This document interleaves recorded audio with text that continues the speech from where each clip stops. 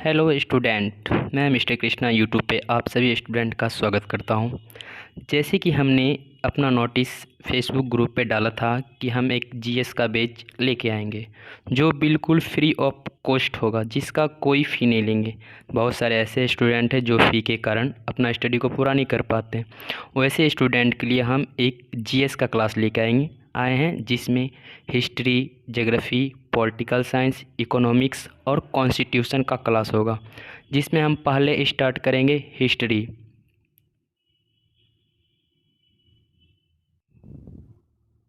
History का जो class होगा वो हम स्लाइड वाइज यूज़ करेंगे, जिसके कारण टाइम की बचत हमें बहुत होगी। अगर स्लाइड से हम यूज़ करते हैं क्लास को तो टाइम की बचत होगी। अगर हम बोर्ड पे लिखते हैं तो बहुत ज़्यादा टाइम लगेगा, जिसमें स्टूडेंट बहुत सारे बोर हो जाते हैं। इसलिए हम क्लास स्टार्ट करने से पहले हम आपको कुछ कहना चाहते हैं। जैसे कि हम एक पीडीएफ ऊपर में लगाए हुए हैं, आप उसको पढ़ भी सकते हैं या हम पढ़ के सुना भी सकते हैं आपको। तो सुनिए क्या लिखा हुआ है।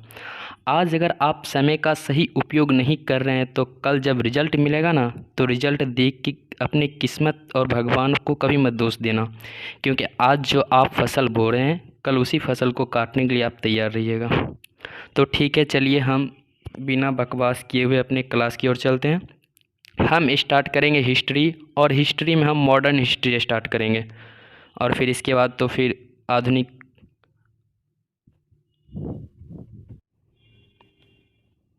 इसके बाद आधुनिक नहीं, जैसे मॉडर्न को ही आधुनिक बोलते हैं। तो चलिए चलते हैं अपनी क्लास की तरफ।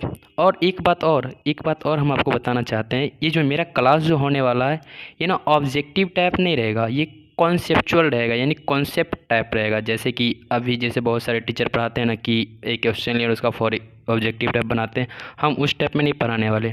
हम पढ़ाएंगे आपको कॉन्सेप्चुअल। आपको नोट करना पड़ेगा, नोट बनाना पड़ेगा। अगर आप मेरे क्लास को समझ गए ना तो हम गारंटी लेते हैं कि बीपीएससी पीटी तक, मेंस तक आप क्वालिफाई कर सकते हैं। उस टाइप में हम आपको पढ़ाएंगे। तो चलिए देखते हैं, पहले अब अपने स्लाइड की तरफ चलते हैं। जैसे कि आ गया हिस्ट्री।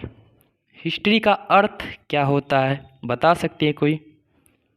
वैसे तो हम बताने वाले ही हैं।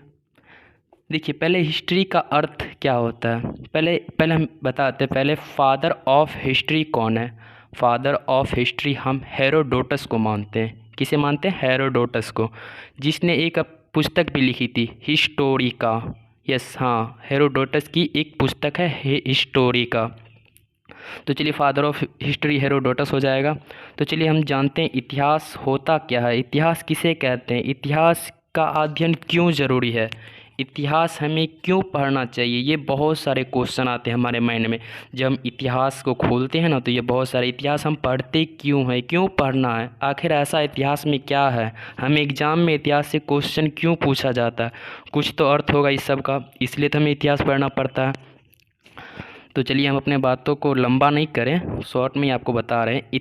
इतिहास दो शब्द से मिलके बना होता है, इति और हास। इति का अर्थ होता है ऐसा ही, इति का अर्थ होता है ऐसा ही, और हास का अर्थ होता है हुआ होगा। यानी कि क्या अर्थ निकलता है, दोनों को मिला के ये अर्थ निकलता है कि ऐसा ही हुआ होगा। इतिहास का क्या अर्थ निकलता है? ऐसा ही हुआ होगा। यानी कि हम क्या करते हैं, हम ना एक अनुमान लगाते हैं कि इतिहास में ऐसा ही हुआ होगा। कन्फर्मेशन नहीं रहता, बस एक अनुमान लगाते हैं कि ऐसा ही हुआ होगा। एज इट इज़ हैपेंड, यानी क्या, ऐसा ही हुआ होगा। इतिहास का अर्थ क्या निकलता है? ऐसा ही हुआ होगा। चलिए अब नेक्स्ट चलते हैं। हमें इतिहास का अध्ययन क्यों ज़रूरी है, ये क्वेश्चन भी आता है। अध्ययन यानी कि इतिहास का अध्ययन हम क्यों करना चाहते हैं, इतिहास क्यों पढ़ना चाहते हैं। तो चलिए इसका देखते हैं, इतिहास हमें क्यों पढ़ना चाहिए। इतिहास, देखिए इतिहास की स्टडी क्यों ज़रूरी है, अपने अतीत के बारे में जानने के लिए। देखिए हम जो स्लाइड यूज़ करेंगे उसमें हिंदी इंग्लिश दोनों रहेगा। अगर हम हिंदी इंग्लिश दोनों बोलेंगे तो टाइम भी बहुत लगेगा, जिसके कारण हम ओनली फॉर हिंदी का यूज़ करेंगे, क्योंकि बहुत सारे स्टूडेंट ऐसे हैं जो हिंदी समझते हैं बट इंग्लिश उतना समझ नहीं पाते, इसलिए हम हिंदी का यूज़ करेंगे। ठीक है। जो क्वेश्चन अगर आपके मन में अगर ऐसा कुछ डाउट आ रहा है या कुछ समझ में नहीं आ रहा है तो आप हमें कमेंट कर सकते हैं, कमेंट करके, और हमारे आप फेसबुक पे भी आप पोस्ट कर सकते हो, उसमें अपन देख लेंगे, उसमें जो प्रॉब्लम होगा वो बता देंगे। फेसबुक ग्रुप भी है मेरा कृष्णा जॉब एकेडमी के नाम से, ठीक है, जिसका हम लिंक डिस्क्रिप्शन में डाल देंगे। ठीक है। तो चलिए हम पहले जानते हैं हिस्ट्री की स्टडी क्यों ज़रूरी है? अपने अतीत के बारे में जानने के लिए, देखिए हम अपने अतीत के बारे में, अगर हमें अपने अपने पूर्वज के बारे में जानना है या हमारे पूर्वज के बारे में जानना है तो हमें क्या करना पड़ता है? हिस्ट्री की अध्ययन करना पड़ता है। जैसे सन इतना में क्या हुआ, कब क्या हुआ, यानी कि अतीत पिछली बातों को जानने के लिए हमें क्या करना पड़ता है? हिस्ट्री की अध्ययन करना पड़ता है। अगर हम स्पीड बोल रहे होंगे तो मेरे वीडियो को स्लो करके आप देख सकते हैं। फिर देखिए दूसरा क्या है, अतीत के विध्वंसात्मक एवं सृजनात्मक निर्णयों के बारे में जानने के लिए, यानी कि अतीत में जो विध्वंसात्मक एवं सृजनात्मक जो निर्णय लिए गए थे उसको जानने के लिए हमें क्या करना पड़ता है? हिस्ट्री की अध्ययन करना पड़ता है। और तीसरा क्या है, अपनी सभ्यता और संस्कृति, क्या अपनी सभ्यता और संस्कृति के बारे में जानने के लिए, यानी कि हमारा सभ्यता कैसा था, हमारी संस्कृति कैसी थी, इसको जानने के लिए भी हमें क्या करना पड़ता है? हिस्ट्री की अध्ययन करना पड़ता है। तभी हम पता लगा सकते हैं कि मेरा पहले का सभ्यता कैसा था, मेरे पूर्वज लोग के टाइम के सभ्यता कैसा था, मेरे पूर्वज लोग के टाइम के संस्कृति कैसी थी। इस सब को जानने के लिए हम क्या करना पड़ता है? हमें हिस्ट्री की अध्ययन करना पड़ता है। तो यहाँ हम ना दो वर्ड का यूज किया है। पहला वर्ड का यूज किया है सभ्यता और दूसरा वर्ड का यूज किया है संस्कृति। अब ये दोनों को जानना जरूरी है, सभ्यता और संस्कृति ये दोनों क्या होता है। तो चलिए पहले ये दोनों को भी देख लेते हैं, सभ्यता और संस्कृति क्या होता है। नेक्स्ट चलिए, सभ्यता यानी कि सिविलाइजेशन। देखिए हम एक सर्कल बनाए हैं, अगर वो सर्कल देख कर आप समझ सकते हैं तो समझ सकते हैं इस सर्कल का कुछ तो कुछ मीनिंग निकलता होगा। ऐसा सर्कल हमने क्यों बनाया? सिविलाइजेशन को छोटे बॉक्स में और एक बड़ा बॉक्स बनाया जिसके अंदर कल्चर को रखे, यानी कि सिविलाइजेशन जो होता है, सभ्यता जो होता है वो क्या होता है? कल्चर के अंदर आता है। क्या आता है? कल्चर के अंदर आता है, यानी कि कवर ना। इस पिक्चर को देख के आप बहुत कुछ समझ सकते हैं, ठीक है। तो चलिए हम देखते हैं पहले सभ्यता होता क्या है। ये जो सभ्यता होता है ना, सिविलाइजेशन, केवल भौतिक दृश्य पहलू, इसमें क्या होता है? केवल फिजिकल दिखता है, केवल भौतिक दृश्य पहलू ही नज़र आती है। क्या आती है? भौतिक दृश्य पहलू ही। जैसे एग्जाम्पल में क्या हो जाएगा? Stone age civilisation. क्या आ जाएगा? Stone age civilisation. इसका हिंदी होगा पाषाण युग की सभ्यता। ये क्या हुआ? ये सभ्यता हुआ, पाषाण युग की सभ्यता। सेकंड हो जाएगा सिंधु घाटी की सभ्यता, इंडस वैली सिविलाइजेशन। सेकंड क्या हो जाएगा? सिंधु घाटी की सभ्यता। ये तो सभ्यता समझ गए। इसमें क्या होता है? सिर्फ केवल और केवल भौतिक दृश्य इसमें होता है। क्या होता है? केवल और केवल भौतिक दृश्य, सभ्यता का अंतर। और संस्कृति यानी कि कल्चर, उसमें भौतिक दृश्य रहता है प्लस और दृश्य पहलू भी रहता है। क्या रहता है? जो नहीं दिखने वाली होती है वो दृश्य और दृश्य पहलू भी रहता है। जैसे सोसाइटी, इकोनॉमी, पॉलिटी, लीगल, ये सब क्या हुआ? ये सब क्या हुआ? कल्चर हुआ। कल्चर, संस्कृति, इसमें होगा भौतिक दृश्य होगा प्लस अदृश्य पहलू भी होगा, यानी कि भौतिक पहलू और अदृश्य पहलू दोनों मिलके बनेगा। क्या बनेगा? सोसाइटी। जैसे सोसाइटी में क्या होगा? जैसे भौतिक पहलू भी रहता है, सोसाइटी में नज़र आती है, और अदृश्य पहलू भी नज़र आती है। तो सिविलाइजेशन और कल्चर में आपको डाउट नहीं हुआ होगा क्या? तो नेक्स्ट चलते हैं। ये दोनों वर्ड हम इसलिए समझाएं क्योंकि हम इसको यूज़ करने के लिए, जैसे हम बता रहे थे ना हिस्ट्री की अध्ययन क्यों ज़रूरी है, तो क्या अपने संस्कृति और सभ्यता को जानने के लिए अब हमको पता होना चाहिए ना संस्कृति और सभ्यता होता क्या, इसलिए हम बता दिए। उतना इम्पोर्टेंट नहीं है लेकिन बताना ज़रूरी था इसलिए बता दिए। तो नेक्स्ट चलते हैं। अब आ जाते हैं हम, क्या आते हैं? हिस्ट्री, क्लासिफिकेशन ऑफ हिस्ट्री, यानी कि हिस्ट्री का वर्गीकरण। अब देखिए हिस्ट्री का वर्गीकरण हम क्या कर देते हैं? दो पार्ट में करते हैं, परंपरागत वर्गीकरण और आधुनिक वर्गीकरण। परंपरागत वर्गीकरण और आधुनिक वर्गीकरण। परंपरागत वर्गीकरण देखिए इसमें जे.एस. मिल के द्वारा धार्मिक संप्रभुत्व, इसमें दिखाते हैं हम आपको जे.एस. मिल इसके द्वारा धार्मिक संप्रभुत्व। अब देखिए इसमें परंपरागत वर्गीकरण के अनुसार कितना आ जाएगा? 3 आ जाएगा, हिंदू इंडिया, मुस्लिम इंडिया और ब्रिटिश इंडिया। क्या आ जाएगा? हिंदू इंडिया, मुस्लिम इंडिया और ब्रिटिश इंडिया आ जाएगा। ये क्या? परंपरागत के अंतर्गत। अब हिंदू इंडिया कब से कब तक चला? तो Hindu India at least to 1206 AD तक, यानी कि प्रारंभ से 1206 ईस्वी तक क्या चला? हिंदू इंडिया चला। फिर उसके बाद आता है मुस्लिम इंडिया। जब हिंदू इंडिया समाप्त हुई तो उसके बाद क्या स्टार्ट हुआ? मुस्लिम इंडिया। जब हिंदू इंडिया 1206 ईस्वी में समाप्त हुआ तो इसके बाद ही ना स्टार्ट होगा मुस्लिम इंडिया। तो इसलिए मुस्लिम इंडिया कब से स्टार्ट हुआ? 1206 AD से 1757 AD तक। और 1757 एडी में ना, हाँ 1757 एडी में ही ईस्ट इंडिया कंपनी का शासन क्या हो गया था, समाप्त हो गया था। और सारी सत्ता किसके हाथ में चली गई थी, ब्रिटिश क्राउन के हाथ में चली गई थी। और फिर इंडिया में ब्रिटिश क्राउन का शासन स्टार्ट हो गया 1758 ईस्वी से। और फिर ब्रिटिश इंडिया, जिससे ब्रिटिश इंडिया स्टार्ट हुआ ना 1757 एडी से, उस समय क्या होगा, उस समय ही ईस्ट इंडिया कंपनी का शासन इंडिया में समाप्त हो गया, पूर्णतः पूरा समाप्त हो गया। इसमें कोई डाउट नहीं होगा। परंपरागत वर्गीकरण में हिंदू इंडिया, मुस्लिम इंडिया और ब्रिटिश इंडिया, कोई डाउट? आप स्क्रीनशॉट ले सकते हैं, अगर नोट नहीं करना चाहते तो आप इसका स्क्रीनशॉट ले सकते हैं। स्क्रीनशॉट वैसे PDF भी हम अपलोड करा देंगे टेलीग्राम ग्रुप पे, ठीक है।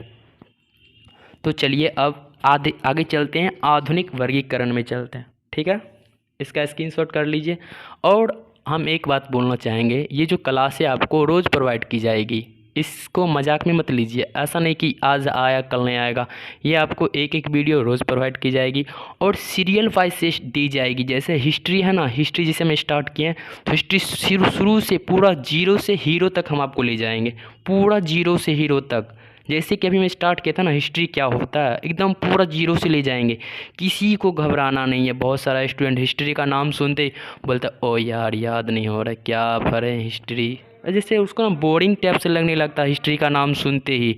बट ऐसा कुछ होता नहीं है। हिस्ट्री एकदम नॉर्मल चीज़ है। अगर आप इसको कॉन्सेप्ट लेके समझो ना, रटोगे तो कभी नहीं याद हो पाएगा। अगर कॉन्सेप्चुअल समझो, अगर आप 500 ऑब्जेक्टिव रट लिए तो निश्चित है वो 1 महीना बाद आप भूल जाओगे, 15 दिन बाद आप भूल जाओगे। लेकिन अगर कोई चीज़ को आप कॉन्सेप्चुअल समझते हो ना, तो वो आपको लाइफ टाइम याद रहता है। अगर लॉन्ग टाइम याद रहा ना, तो बहुत सारे एग्ज़ाम आप क्वालिफाई कर जाओगे। बढ़ते कंपटीशन के अनुसार आप जिस फील्ड में स्टूडेंट भीड़ लगा रहे उस फील्ड से कुछ अलग रहो, कॉन्सेप्चुअल पढ़ो ना, जिस हिसाब से हम पढ़ा रहे। और पढ़ते वक्त ना कॉपी कलम लेके बैठो और उसको नोट करो। जब आप एक बार नोट कर लेते हो ना, तो आपको कुछ ना कुछ याद आ जाता है उसमें से। वैसे आप वीडियो देख रहे हो जिसमें भी फ़ायदा है, बट अगर आप नोट करते हो ना, उसमें बहुत ज़्यादा फ़ायदा है, जो फैक्ट आपको याद आ रहा है। और ना एक बात और हम आपको बोलना चाहते हैं, जिस प्रकार हम स्लाइड यूज़ करते हैं, आपको जो इम्पोर्टेंट फैक्ट लगता है ना, उसको आप नोट बनाओ, एक छोटा सा नोट बनाओ। अगर वो नोट बनाते हो, हमें भी नोट की ज़रूरत पड़ेगी, तो हम आपसे वो नोट प्रोवाइड करा लेंगे और उस नोट को अपने टेलीग्राम ग्रुप पर डाल देंगे, जिससे कि बहुत सारे स्टूडेंट को फ़ायदा हो जाएगा, नोट करने की ज़रूरत ना पड़े। लेकिन आप पढ़ते वक्त नोट ज़रूर बनाओ, कॉपी कलम लेकर ज़रूर बैठो, जो इंपॉर्टेंट फैक्ट लगता है उसको ज़रूर नोट करो, क्योंकि बिना नोट किए हुए कुछ होने वाला नहीं है। वीडियो स्किप करते जाओगे, कुछ नहीं होगा। तो चलो आगे चलते हैं। आधुनिक वर्गीकरण, परंपरागत वर्गीकरण समझ गए, हिस्ट्री का क्लासिफिकेशन ऑफ। अब चलते हैं, JS मिल्ड के थे ना, उसके बाद अब आगे चलते हैं आधुनिक वर्गीकरण में। इसको नोट करना है, नोट कर लीजिए। चलिए आ गए हिस्ट्री का मॉडर्न क्लासिफिकेशन, आधुनिक वर्गीकरण। इसमें देखिए, जब आधुनिक वर्गीकरण हुआ था ना, तो सेंटर ऑफ पावर, शक्ति का केंद्र, क्या होता है, सेंटर ऑफ पावर, शक्ति का केंद्र, आधुनिक वर्गीकरण में हुआ था सेंटर ऑफ पावर। तो इसमें देखिए, अब आधुनिक वर्गीकरण के अनुसार ना 3 पार्ट में डिवाइड हो जाता है। क्या हो जाता है, 3 पार्ट में। यही पार्ट को हम लोग बहुत अच्छा से पढ़ते हैं, बहुत डीपली पढ़ना पड़ता है। जैसे कि पहला आ जाते हैं प्राचीन, क्या आ जाते हैं, प्राचीन। दूसरा आते हैं मध्यकालीन, प्राचीन भारत, मध्यकालीन भारत और आधुनिक भारत। ये आधुनिक वर्गीकरण है। ये क्या है, आधुनिक वर्गीकरण। अब प्राचीन में क्या होगा, प्राचीन में आएगा सामंतवाद से पहले, यानी कि प्राचीन भारत कब से कब तक था, सामंतवाद से पहले का जो भारत था वो प्राचीन भारत था। एलिस्ट टू 750 AD, क्या, एलिस्ट यानी कि प्रारंभ से 750 AD तक प्राचीन भारत था। और उसके बाद हम आ जाते हैं क्या, मीडिवल, मध्यकालीन भारत। मध्यकालीन था सामंतवाद, जब सामंतवाद का शासन था ना, सामंतवाद, ये भी हम आपको बताएंगे सामंतवाद क्या होता है, यानी कि सामंतवाद कैसे इंडिया के राजा लोग में कैसे वर्गीकरण हो गया, इंडिया के राजा लोग कैसे सामंतवाद बनाने लेंगे, जिसके कारण बहुत, जैसे प्रिंसिपल स्टेट जितना था वो सब क्या होने लगा, कमज़ोर होने लगा। सामंतवाद के बाद सामंत खुद अपने आप को राजा ही समझने लगा था। ये सब भी हमको अब बताएंगे नेक्स्ट, अभी आपको समझाएंगे बहुत अच्छा से सामंतवाद क्या होता है। अभी आप इतना जान लीजिए कि सामंतवाद कब से कब तक था, तो 750 AD to 1757 AD, 750 AD to 1757 AD, ये क्या था, सामंतवाद। और उसके बाद आधुनिक भारत कब से कब तक रहा, तो सामंतवाद के बाद, क्या हुआ, सामंतवाद के बाद सामंतवाद के बाद कब से कब तक, तो 1757 ईस्वी से 1947 ईस्वी तक। हम बताए भी थे कि 1757 ईस्वी में ईस्ट इंडिया कंपनी का शासन क्या हो गया था, समाप्त हो गया था और ब्रिटिश क्राउन के हाथ में शासन चला गया था सारा। तो चलिए नेक्स्ट देखते हैं। इसमें कोई डाउट, अगर कोई डाउट है तो आप हमको कमेंट कर सकते हैं या हमारे फेसबुक ग्रुप पे मैसेज कर सकते हैं। टेलीग्राम पे आप ज्वाइन कर सकते हैं, आपको सारा PDF टेलीग्राम ग्रुप पे दिया जाएगा।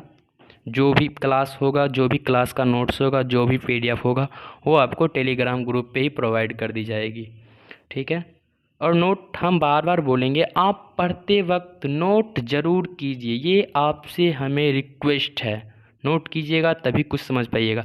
आप एक नोट्स बनाइए बहुत अच्छा से हिस्ट्री का। हम आपको प्रॉमिस कर रहे हैं कि पूरा हिस्ट्री हम आपको इस लेवल तक पढ़ाएंगे ना, आप सोच भी नहीं सकते हैं हिस्ट्री कभी ऐसा पढ़ने का। ये नहीं कि हम आए 10 क्वेश्चन लिखा है, हाँ एक का क्या होगा B, दो का क्या होगा C, इस टाइप में हम पढ़ाने वाले नहीं।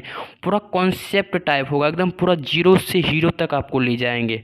आपको हम पे विश्वास करके चलना होगा, पूरा पूरा जीरो से हीरो हम आपको ले जाएंगे। अभी के टाइम में पढ़ाई का बहुत ज़्यादा इम्पोर्टेंट है, समझना पड़ेगा आपको पढ़ाई क्या है। और हमारे मिडिल क्लास फैमिली के लिए तो और बहुत ज़्यादा पढ़ाई बहुत इम्पोर्टेंट है।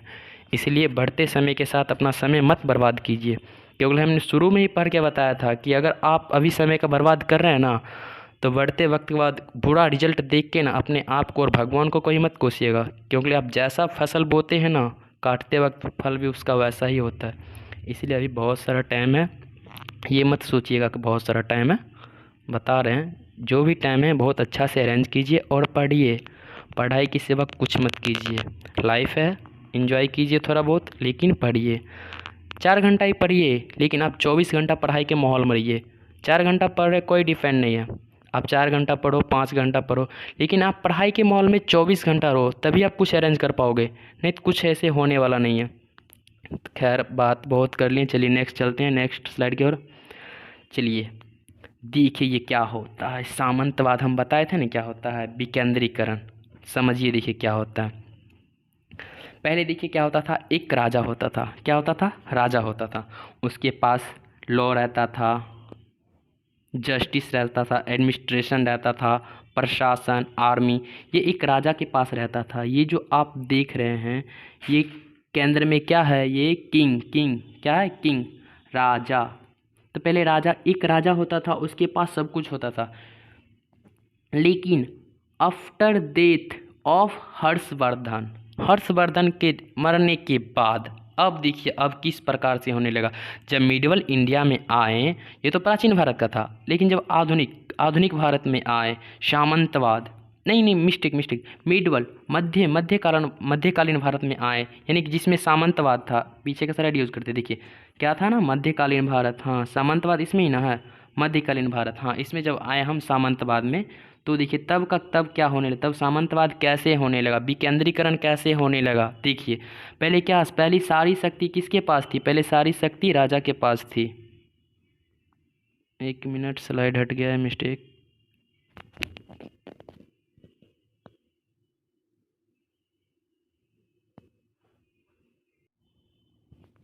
सॉरी, स्लाइड हट गया था इसलिए स्लाइड लगाएं। चलिए ठीक है, देखते हैं फिर से। हाँ बताए थे ना सामंतवाद क्या होता है, नहीं बताए थे, बता रहे हैं। एनिसेंट इंडिया, देखिए पहले का इंडिया ये होता था, पहले का इंडिया ये एनिसेंट इंडिया पहले का होता था, ठीक है। फिर उसके जब मिडवल जब मध्यकालीन इंडिया में आते हैं, तब देखिए क्या होता है। तो मध्यकालीन में जब आते हैं, पहले एक राजा होता था, पहले पूरा शक्ति राजा के केंद्र, राजा के पास हर पूरा पावर होता है ना, वो राजा के केंद्र में रहता था, वो राजा के पास रहता था। लॉ बनाना वो राजा बनाता था, लॉ को एग्जीक्यूट करना वो राजा करता था, जस्टिस देना वो भी राजा के पास था, एडमिनिस्ट्रेशन प्रशासन वो भी राजा के पास था, रेवेन्यू कलेक्ट करना वो भी राजा के अंदर रहता था, आर्मी रखना वो भी राजा के अंदर रहता था। लेकिन आफ्टर डेथ ऑफ हर्षवर्धन, जब हर्षवर्धन की मृत्यु हो गई, उसके बाद कुछ शक्ति का ना विकेंद्रीकरण हो गया। जो राजा लोग था ना, उसका शासन ही चेंज हो गया। क्या हो गया, विकेंद्रीकरण हो गया मिडवल इंडिया में। देखिए उसके बाद अब क्या होने लगा कि फीडवल सामंतवाद आने लगा। Federal 1, federal 2, federal 3, federal 4। जैसे देखिए फेडरल 1 है ना, फेडरल 2, फेडरल 3, फेडरल 4। अब क्या हो गया, अब राजा की शक्ति ना 4 भाग में बट गई। क्या हो गई, 4 भाग में बट गई।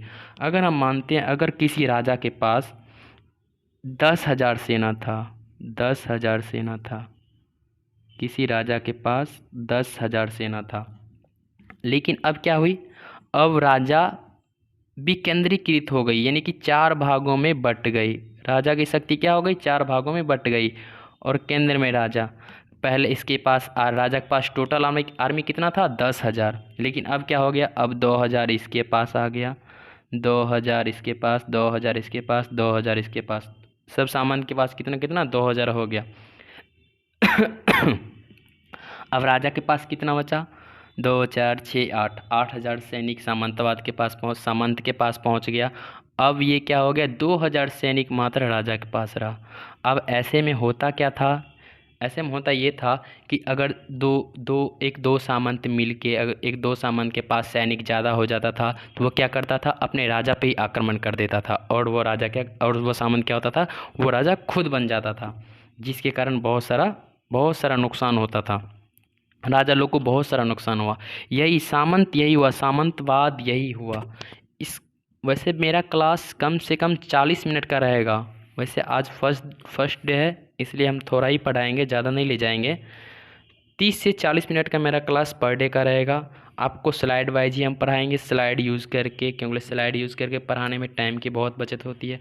अगर यही क्लास अगर हम नोट करवा के पढ़ाते तो 1 घंटा लग जाता, जिसके कारण बहुत सारे स्टूडेंट टाइमिंग देख के ही बोर हो जाते हैं। इसलिए आज का क्लास हम इतना ही रखते हैं, और कल हम चलेंगे राष्ट्रवाद। कल क्या पढ़ेंगे हम, राष्ट्रवाद। बहुत अच्छा से पढ़ाएंगे, राष्ट्रवाद क्या होता है, जातिवाद, ये सब के बारे में बताएंगे, पूरा अर्थ के साथ बताएंगे।